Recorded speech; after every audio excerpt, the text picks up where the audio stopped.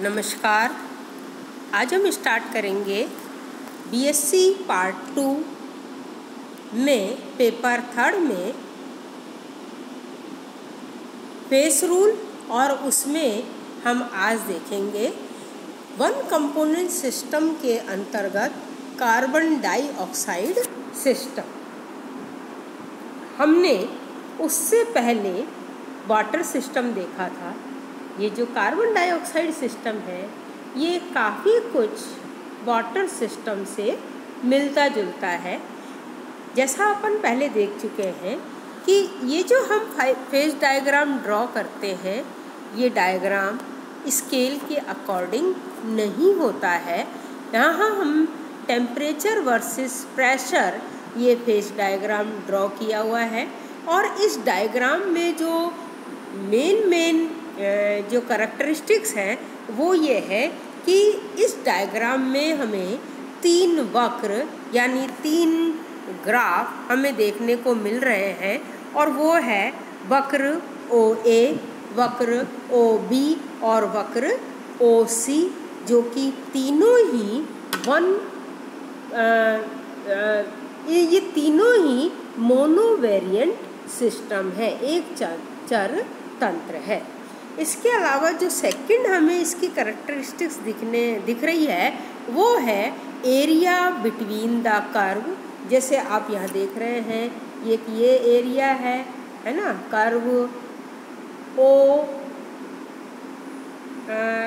Curve OBS के इधर का जो एरिया है ये गैसियस सिस्टम है, और ये जो कर्व SOC के इधर का एरिया है ये सॉलिड सिस्टम है, सॉलिड फेस है, और कर्व OCB के जो बीच का ये एरिया है ये लिक्विड फेस है, ये बाइवेरिएंट सिस्टम है।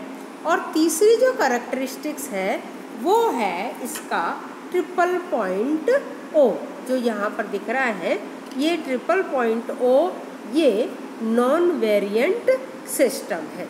अब हम 1 बाय 1 सारी चीज़ देखते हैं। सबसे पहले हम देखते हैं कर्व OA। जो ये कर्व OA, यहाँ पर आप एक बार इसको A लिख लीजिए, ये कर्व OA है ना। इस कर्व OA के जो अलोंग है यहाँ 2 faces carbon dioxide solid and carbon dioxide gas equilibrium में है, और इसे हम ठोस CO2 का ऊर्ध्वपातन का वक्र कहते हैं, यानी ये कहलाता है sublimation curve of solid CO2। यहाँ पर क्योंकि अभी हमने देखा था कि CO2 सॉलिड जो है ये CO2 गैस के इक्विलिब्रियम में है, तो नंबर ऑफ फेस यहाँ पर 2 है, और इसलिए जो हमारा फॉर्मूला है P + F =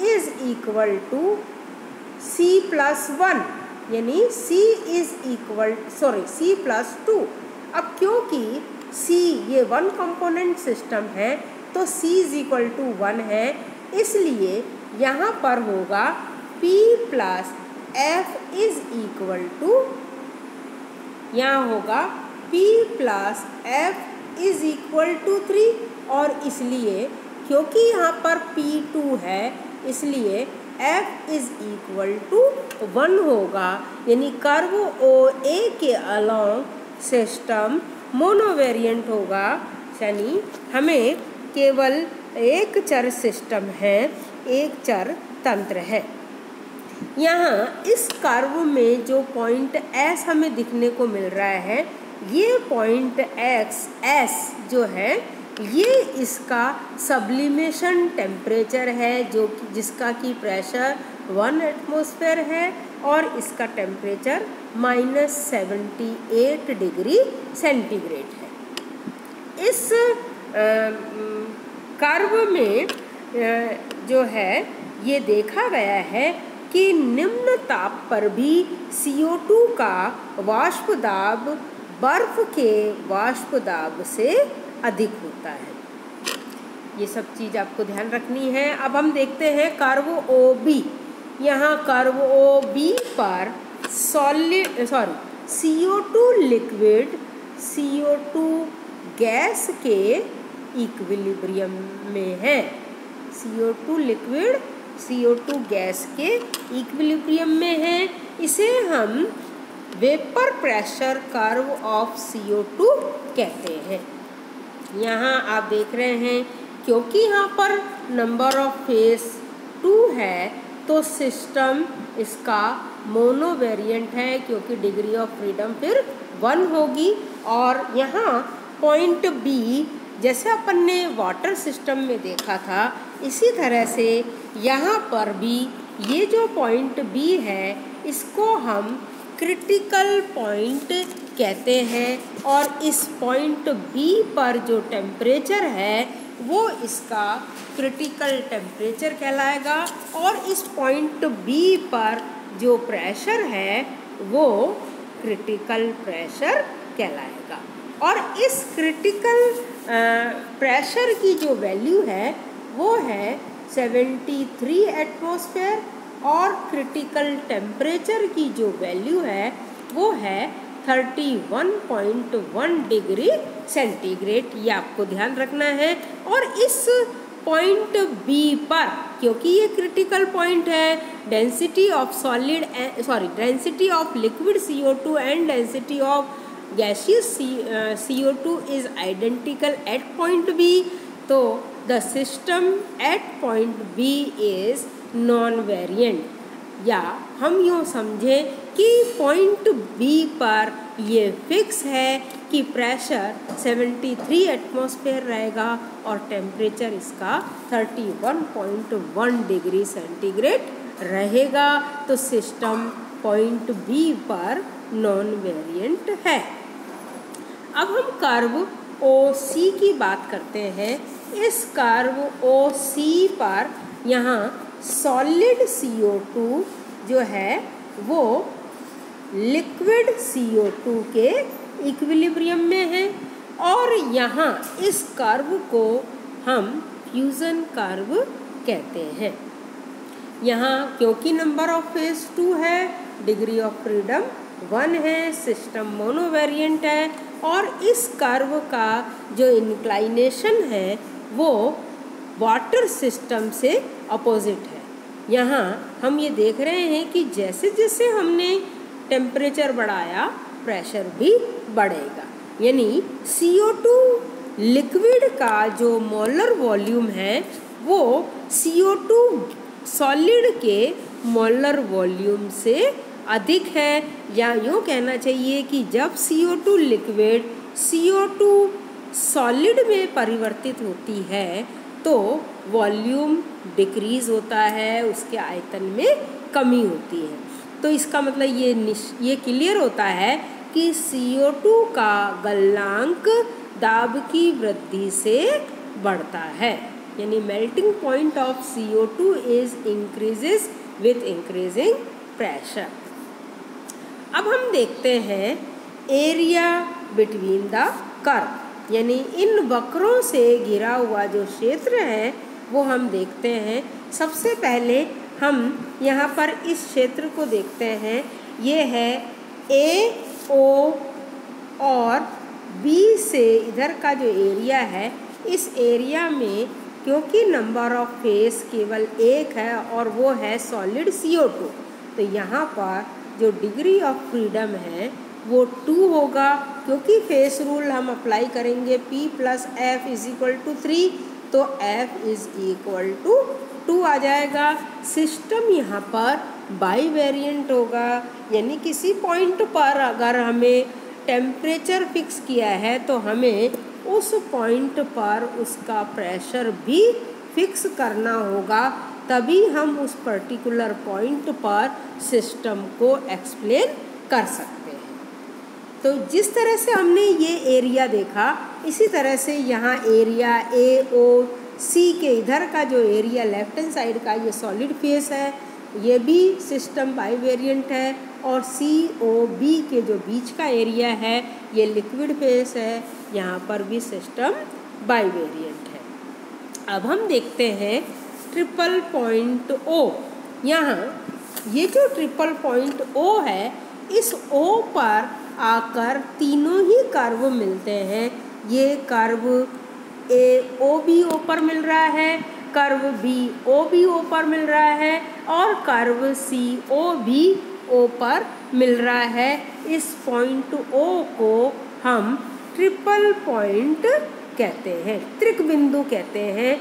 ध्यान रखना, एग्ज़ाम में शॉर्ट आंसर में कई बार आपसे ट्रिपल पॉइंट के बारे में पूछ लिया जाता है। तो यहाँ इस पॉइंट ओ पर तीन अवस्थाएं साम्य अवस्था में हैं और वो है सॉलिड CO2, लिक्विड CO2 और गैस CO2।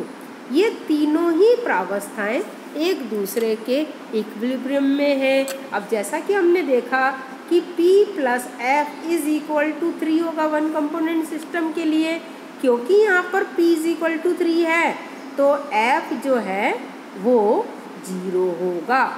यानी पॉइंट O पर जो सिस्टम है वो कैसा होगा, नॉन वेरिएंट या जिसे हम कहते हैं अचर होगा। तो ये फिक्स है कि पर्टिकुलर टेम्परेचर यानी -56.6 डिग्री सेंटीग्रेड और पर्टिकुलर प्रेशर यानी 5.11 एटमॉस्फेयर पर ये तीनों फेस एक दूसरे के इक्विलिब्रियम में रहेंगे। हम अपनी तरफ से कुछ फिक्स नहीं कर रहे हैं, इसलिए ये सिस्टम नॉन वेरिएंट है।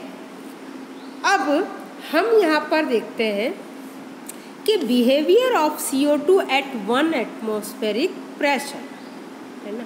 यहाँ पर आप देखिए कि 1 एटमॉस्फेरिक प्रेशर पर CO2 जो है वो क्या व्यवहार करता है। तो हम देखते हैं कि कार्बन डाइऑक्साइड सिस्टम में जो ट्रिपल पॉइंट O है वो 1 एटमॉस्फेरिक प्रेशर से ऊपर है।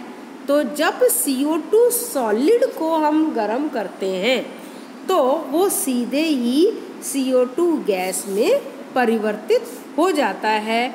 या अतः एक वायुमंडलीय दाब पर हमें CO2 द्रव अवस्था का कोई अस्तित्व देखने को नहीं मिलता है और इसी कारण से हम सॉलिड CO2 को ड्राई आइस कहते हैं। तो यानी यदि सॉलिड CO2 को द्रव CO2 में परिवर्तित करना हो तो दाब को 5.11 एटमॉस्फेयर या उससे अधिक रखना होगा, तभी हम उसको द्रव में परिवर्तित कर सकते हैं। 1 एटमॉस्फेयर पर CO2 द्रव का कोई अस्तित्व नहीं है। ध्यान रखना, आपके एग्ज़ाम में आता है what do you know about dry ice. अगर आपके पास शुष्क बर्फ या ड्राई आइस के बारे में पूछा जाता है तो आपको यही बताना है कि जब हम 1 एटमॉस्फेरिक प्रेशर पर CO2 सॉलिड को हम जब गर्म करते हैं तो ये CO2 सॉलिड सीधे ही CO2 गैस में कन्वर्ट हो जाता है और इसलिए हम इस सॉलिड CO2 को ड्राई आइस कहते हैं, क्योंकि 1 एटमॉस्फेयर पर CO2 की लिक्विड स्टेट का कोई अस्तित्व नहीं होता है। ठीक है, तो इससे आप अच्छे से पढ़िए। आज हमारा ये CO2 सिस्टम कंप्लीट हो गया है। कल हम सल्फर सिस्टम देखेंगे।